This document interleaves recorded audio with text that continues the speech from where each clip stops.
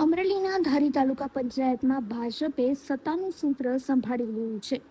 આજે યોજાયેલી વરણી પ્રક્રિયામાં મહેશભાઈ એસ સાવલિયાને પ્રમુખ પદે અને ગુલાબબેન વાળાને ઉપપ્રમુખ પદે સર્વાનુમતે વરણી કરવામાં આવી છે. પંચાયત કચેરી ખાતે હોદ્દેદારોની નિયુક્તિ સાથે ભાજપનો ભગવો લહેરાયો છે.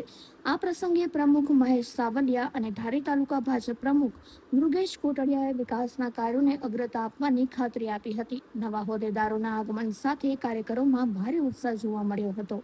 ભારતીય જનતા પાર્ટીમાં જે કાંઈ વરણી થઈ એમાં મારી પ્રમુખ તરીકે એમાં મને જે ઉપસ્થિત કર્યો છે એ બદલ હું ભારતીય જનતા પાર્ટીનો આભાર માનું છું.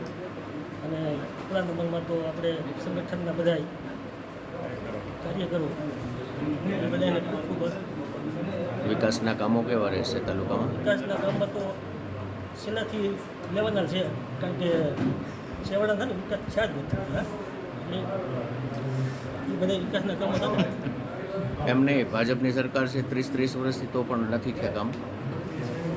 એમ ખ્યા હોય અમુક નથી ખ્યા, એ આપણે બધા કરવાના છે. પહેલું કામ કયું કરશે? એટલે તો જે બાકી છે ને એ તો પેલા બધા કરવાના છે.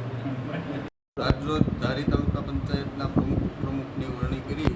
એમાં ભારતીય જનતા પાર્ટીના મહેશભાઈ રોજભાઈ સાવલિયાની પ્રમુખ તરીકે વરણી કરી છે અને ગુલાબબેન વરનાવનભાઈ વાળા એની ઉપપ્રમુખ તરીકે વરણી કરી છે.